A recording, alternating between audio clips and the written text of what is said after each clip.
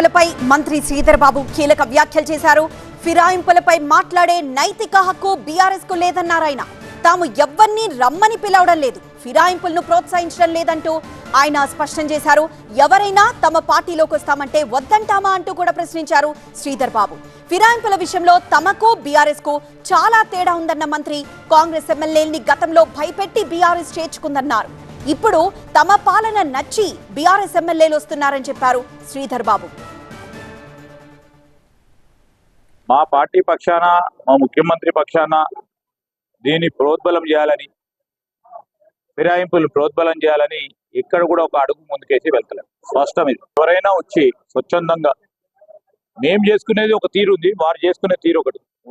IVF ఒక అధునాతన సంతానోత్పత్తి చికిత్స. అనేక దంపతులకు తల్లిదండ్రులు కావాలనే వారి కలను నెరవేర్చుకోవడానికి సహాయపడుతుంది. ఈ రోజే OSS ఫర్టిలిటీని సందర్శించండి. వారెవరైనా మా కాంగ్రెస్ పార్టీ ఈరోజు ప్రజల పక్షాన సంక్షేమం అభివృద్ధి కార్యక్రమంలో ముందుకెళ్తా ఉన్న తరుణంలో ఆకర్షితులై వారు వస్తూ ఉన్నారు.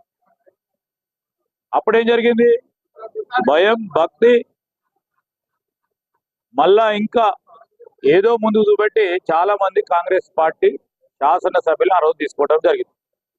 సో వారికి నైతికంగా మమ్మల్ని ఏదో అడిగే హక్కు లేదు. వారికి they lost their moral right to ask us. నైతికంగా అసలు వారికి హక్కు కూడా లేదు వారు మాట్లాడటానికి. ఈరోజు సంక్షేమం అభివృద్ధిలో తప్పకుండా చెప్పిన పనులను చేయడానికి ప్రయత్నం చేస్తూ ఉంది.